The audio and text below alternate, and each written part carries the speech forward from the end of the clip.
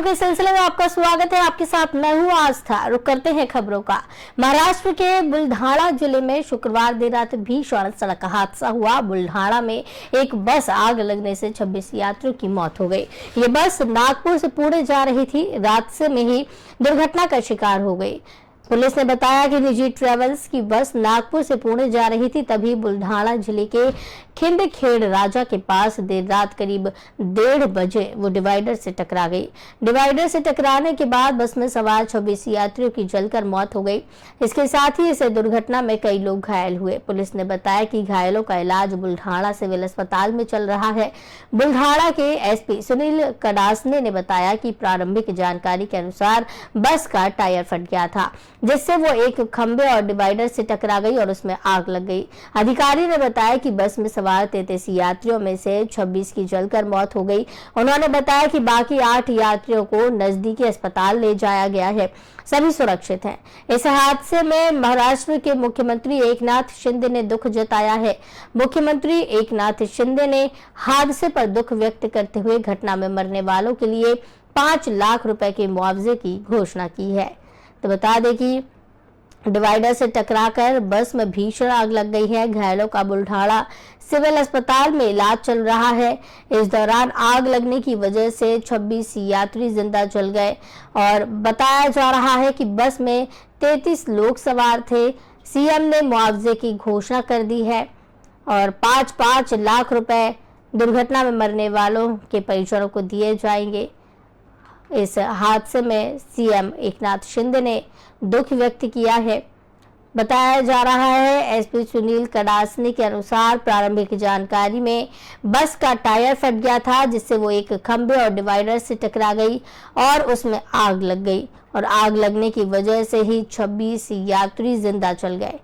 शुक्रवार देर रात 1:30 बजे की लगभग ये पूरी घटना हुई है। महाराष्ट्र के बुल्ढाणा जिले में शुक्रवार देर रात ये भीषण हादसा हुआ। बुल्ढाणा में एक बस आग के हवाले कर दी गई। अब आपको बता दें कि बुल्ढाणा में एक बस में आग लग गई है और इससे 26 यात्रियों की मौत हो गई। ये बस नागपुर से जा रही थी, रास्ते में ही दुर्घटना का शिकार हो गई। पुलिस ने बताया कि निजी ट्रेवल्स की बस नागपुर से पुणे जा रही थी, तभी बुल्ढाणा जिले के सिंदखेड़ राजा के पास देर रात करीब 1:30 बजे डिवाइडर से बस टकरा गई। डिवाइडर से टकराने के बाद बस में सवार 26 यात्रियों की जलकर मौत हो गई। इसके साथ ही इस दुर्घटना में कई लोग घायल हुए हैं। पुलिस ने बताया है कि घायलों का इलाज बुल्ढाणा सिविल अस्पताल में चल रहा है। बुल्ढाणा के एसपी सुनील कडासने ने बताया कि प्रारंभिक जानकारी के अनुसार बस का टायर फट गया, जिससे वो एक खंबे और डिवाइडर से टकरा गई और उसमें आग लग गई। अधिकारी ने बताया कि बस में सवार 33 यात्रियों में से 26 की जलकर मौत हो गई। उन्होंने बताया कि बाकी 8 यात्रियों को नजदीकी अस्पताल ले जाया गया है, सभी सुरक्षित हैं। इस हादसे पर महाराष्ट्र के मुख्यमंत्री एकनाथ शिंदे ने दुख जताया है। मुख्यमंत्री एकनाथ शिंदे ने हादसे पर दुख व्यक्त करते हुए दुर्घटना में मरने वालों के लिए 5 लाख रुपए के मुआवजे की घोषणा की है।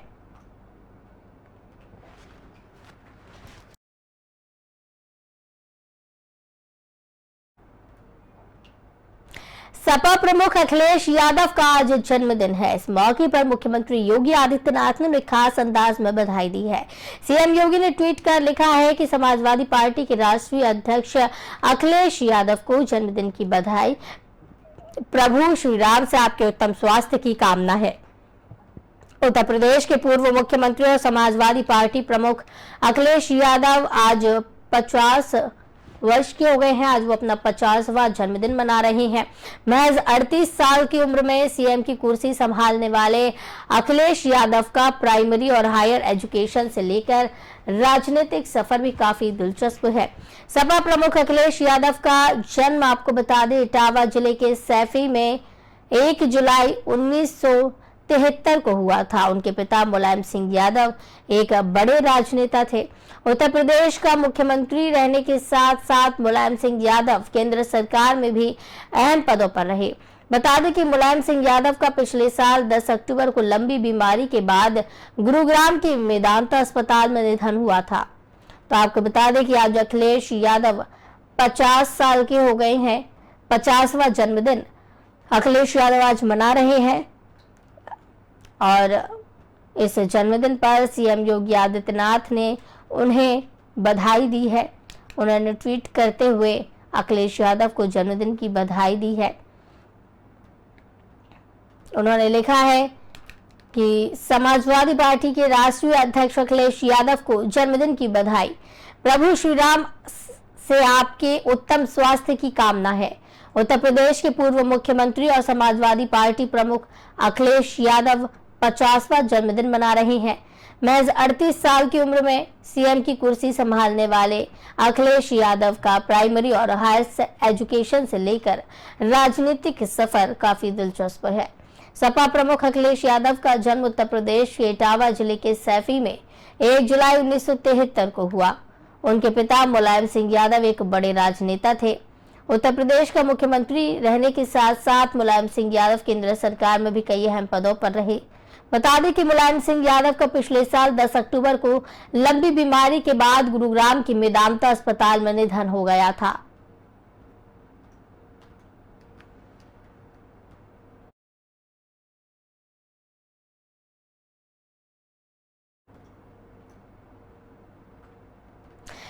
श्रीनगर में मुख्य न्यायाधीश डीवाई चंद्रचूड़ ने बयान दिया है। उन्होंने कहा है कि हमें वकीलों और अर्ध कानूनी स्वयंसेवकों की क्षमताओं को बढ़ाने की जरूरत है। For people to trust legal aid, it must be competent and of a desired quality. Currently, more than 50,000 lawyers and 42,000 paralegal volunteers are providing legal aid at various levels across India. These lawyers and paralegal volunteers often serve as a bridge between citizens and legal service institutions.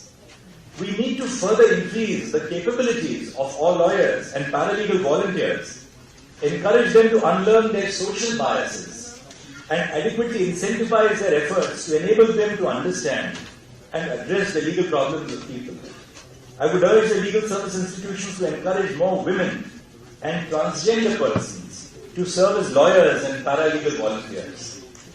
Their presence will help the legal services institutions reaching out to the women and transgender community, who are often less trusting of legal institutions and persons associated with it. We must also constantly evaluate and monitor the delivery of legal services to help identify the gaps in the delivery of legal services to people. In this endeavor, ANSA has operationalized under-trial review committees across all districts in India to periodically monitor delivery of legal aid to under-trial prisoners.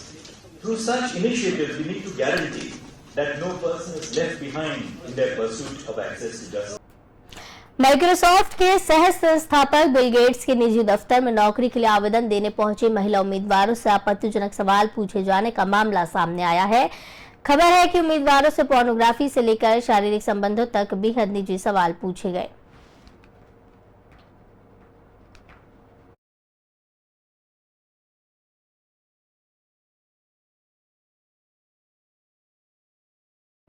तो बताया जा रहा है कि wall street journal की एक report के अनुसार महिला उम्मीदवारों से ड्रग्स के इस्तेमाल पर भी बात की गई। साथ ही सवाल पूछे गए कि पहले कभी उनके विवाहित संबंध रहे हैं या नहीं। कहा जा रहा है कि सिक्योरिटी कंपनी की तरफ से ऐसे सवाल ये पता करने के लिए पूछे गए थे कि उम्मीदवार को ब्लैकमेल किए जाने का कोई जोखिम तो नहीं है। दरअसल background check third party contractor Concentric Advisors की तरफ से किए जाते हैं। ये सवाल रिपोर्ट के अनुसार कुछ महिला उम्मीदवारों से पूछा गया कि क्या उनके शादी के बाहर भी संबंध रहे हैं, उन्हें किस तरह के पोर्नोग्राफी पसंद है, उनके फोन उनके ही फोटोज है क्या उनके फोन में। आगे बताया कि महिला उम्मीदवारों से पूछा गया कि कभी डॉलर के लिए डांस किया है। इस दौरान एक उम्मीदवार से सेक्सुअली ट्रांसमिटेड डिसीज यानी एसटीडी के बारे में भी सवाल पूछे गए। खबर है कि इस तरह के सवाल पुरुष उम्मीदवारों से नहीं पूछे गए। इधर गेट्स के प्रवक्ता का कहना है कि उम्मीदवारों से इस तरह के सवाल पूछे जाने की उन्हें जानकारी नहीं है। साथ ही उन्होंने कहा कि इस तरह के सवाल स्वीकार नहीं है और कॉन्ट्रैक्टर के साथ गेट्स वेंचर्स के समझौते का उल्लंघन करते हैं। फिलहाल अमीरों की सूची में गेट्स चौथे स्थान पर हैं। तो आपको बताते चले कि बिल गेट्स के ऑफिस में जॉब के लिए महिलाएं जो पहुंची, महिला उम्मीदवारों से आपत्तिजनक सवाल पूछे गए। उम्मीदवारों से इस तरीके से सवाल पूछे गए जो कि पुरुष उम्मीदवारों से नहीं पूछे गए। महिला उम्मीदवारों से निजी सवाल पूछे गए थे।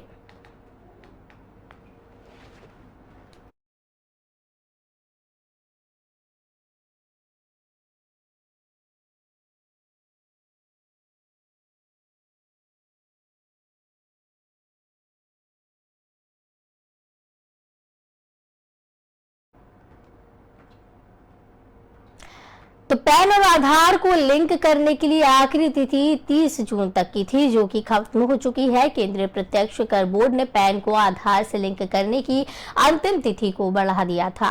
बोर्ड ने वर्तमान समय सीमा 31 मार्च 2023 को रिवाइज करते हुए इसे 30 जून 2023 तक कर दिया था। यानी पैन यूजर्स को अब अपना पैन आधार से लिंक करने के लिए 3 महीने का वक्त मिला था। ये 5वीं बार था जब पैन आधार लिंक करने की समय सीमा को आगे बढ़ाया गया था। समय सीमा बढ़ाने का उद्देश्य स्पष्ट करते हुए कहा गया कि टैक्स पेयर को अतिरिक्त समय देने के लिए यह बदलाव किया गया है। केंद्रीय प्रत्यक्ष कर बोर्ड ने सबसे पहले पैन आधार लिंक करने की समय सीमा 31 मार्च 2022 निर्धारित की थी। केंद्रीय प्रत्यक्ष कर बोर्ड इस समय सीमा को 30 जून 2022 कर दिए थे और शुल्क 500 रुपए लागू किया था। इसके बाद 1000 रुपए शुल्क लगाकर समय सीमा को 31 मार्च 2023 कर दिया था। अब पैन आधार लिंक करने की समय सीमा को एक बार फिर 30 जून 2023 तक के लिए बढ़ाया गया था। हालांकि इस बार शुल्क नहीं बढ़ाया था, लेकिन अब ये तिथि खत्म हो चुकी है। पैन आधार लिंक करने की समय सीमा खत्म हो चुकी है। अब लिंक करने के लिए फीस देनी होगी, जुर्माना लगाया जाएगा। तो आपको बताते चले, 5वीं पैन कार्ड और आधार कार्ड को लिंक करने के लिए जो तिथि निर्धारित की गई थी उसे बढ़ाया गया था। लगातार इनको बढ़ाया गया था, लगातार इन तारीखों को बढ़ाया जा रहा था। 30 जून 2023 तक इस तारीख को किया गया था और कहा जा रहा था कि अब पैन कार्ड निष्क्रिय हो जाएंगे। सीबीडीटी ने पैन आधार लिंकिंग के लिए 30 जून 2023 की डेडलाइन घोषित की थी। यानी अगर आपने पैन 30 जून तक आधार से लिंक नहीं कराया है तो 1 जुलाई 2023 से निष्क्रिय हो जाएगा, यानी कि आज से पैन कार्ड निष्क्रिय हो जाएगा। इससे आपको बैंकिंग समेत उन सभी कामों में दिक्कत आएगी जिनमें पैन की जरूरत पड़ती है। शेयर और दूसरे निवेश बाजार में किसी भी ट्रांजैक्शन की पहचान पैन से होती है। इसलिए सेबी ने मौजूदा निवेशकों को भी पैन और आधार लिंक करने की सलाह दी। इनकम टैक्स डिपार्टमेंट ने बताया कि एक ही पैन कई लोगों को अलॉट कर दिया गया। एक व्यक्ति को एक ही पैन अलॉट होता है। पैन डेटा डुप्लीकेशन रोकने के लिए आधार कार्ड हासिल करने योग्य टैक्स पेयर के लिए पैन आवेदन पत्र और इनकम रिटर्न में आधार नंबर का उल्लेख करना जरूरी कर दिया गया है। सीबीडीटी के सर्कुलर यानी कि मार्च 2022 के मुताबिक इनकम टैक्स एक्ट के तहत उन सभी लोगों के लिए आधार नंबर का उल्लेख करना जरूरी कर दिया गया है जिनके पास जुलाई 2017 को पैन नंबर मौजूद था। पैन आधार लिंकिंग के लिए ये जरूरी है 30 जून 2023 तक लिंकिंग कर लिया जाए। ऐसा नहीं करने पर पैन निष्क्रिय हो जाएगा। कुछ लोगों के लिए पैन को आधार से लिंक करना बेहद जरूरी है। 80 साल की उम्र से अधिक के व्यक्ति के लिए इनकम टैक्स एक्ट के तहत अनिवासियों के लिए ऐसा व्यक्ति जो भारत का नागरिक ना हो, इनके लिए जरूरी नहीं है। वहीं आपको बता दें, पैन आधार लिंक अगर नहीं किया तो क्या होगा। पैन आधार लिंक न कराने वाला व्यक्ति इनकम टैक्स रिटर्न दाखिल नहीं कर पाएगा। Pending income tax return process नहीं हो पाएगा। निष्क्रिय पैन वाले शख्स का pending income tax refund process नहीं हो पाएगा। गलत या त्रुटि वाला इनकम टैक्स रिटर्न से जुड़ी प्रक्रिया आगे नहीं बढ़ पाएगी। अगर पैन निष्क्रिय हो जाता है तो बढ़ी दर पर टैक्स लगेगा।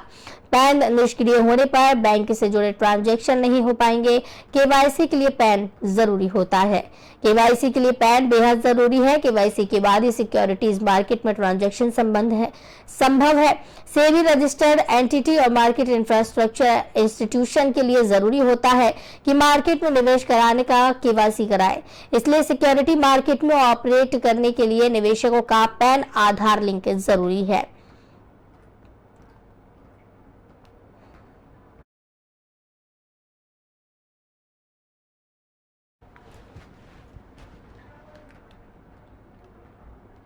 आज से देश के बैंकिंग सेक्टर में एक बड़ा विलय हो रहा है। हम बात कर रहे हैं एचडीएफसी बैंक और एचडीएफसी एलटीडी की।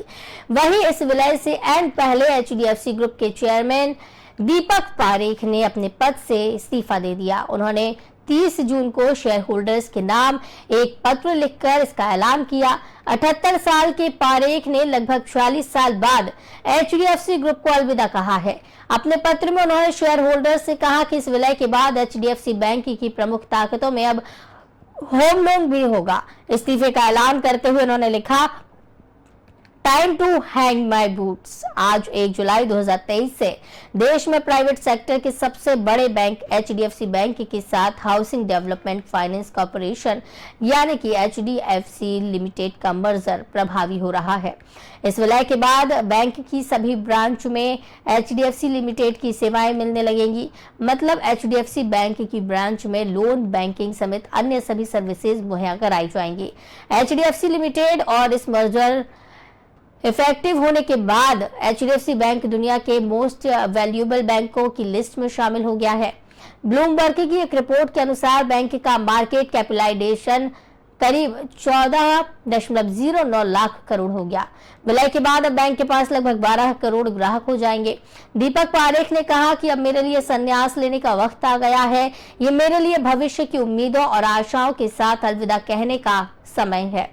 हालांकि HDFC के शेयर होल्डर्स के लिए यह मेरा आखिरी संवाद होगा, लेकिन इस बात के लिए निश्चित रहिए कि हम अब ग्रोथ और समृद्धि की एक रोमांचक भविष्य की ओर आगे बढ़ रहे हैं। ग्रुप में अपने लंबे कार्यकाल को लेकर उन्होंने लिखा, HDFC में मिला अनुभव अमूल्य है। हमारी विरासत को मिटाया नहीं जा सकता और हमारी विरासत को आगे भी बढ़ाया जाएगा।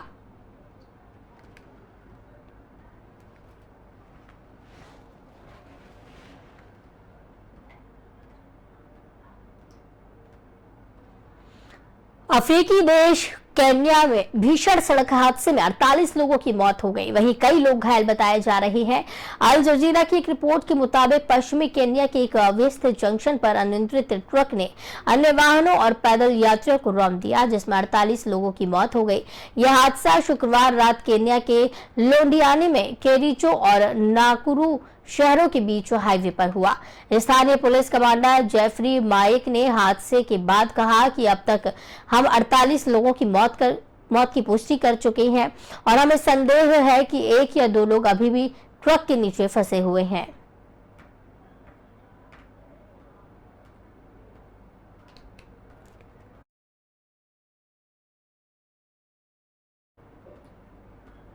भारतीय जैवलिन थ्रोअर नीरज चोपड़ा ने एक बार फिर देश का नाम ऊंचा किया है। नीरज ने लोसाने डायमंड लीग में पहला स्थान हासिल किया। वो 87.66 मीटर दूर भाला फेंक कर पहले स्थान पर रहे।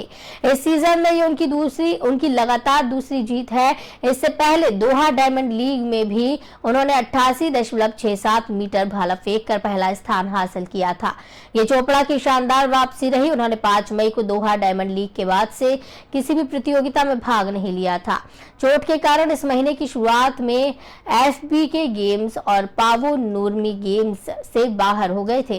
नीरज चोपड़ा ने इस लीग के 5वें राउंड में 87.66 मीटर के थ्रो के साथ ये खिताब जीता है। हालांकि उन्होंने इस राउंड में फाउल से शुरुआत की और फिर 83.52 मीटर, उसके बाद 85.04 मीटर भाला फेंका। इसके बाद चौथे राउंड में एक बार और फाउल हुआ, लेकिन अगले ही राउंड में उन्होंने 87.66 मीटर भाला फेंका। नीरज का आखिरी थ्रो 84.15 मीटर था, लेकिन नीरज के 5वें राउंड की बराबरी कोई खिलाड़ी नहीं कर सका और उन्होंने डायमंड लीग को अपने नाम कर लिया।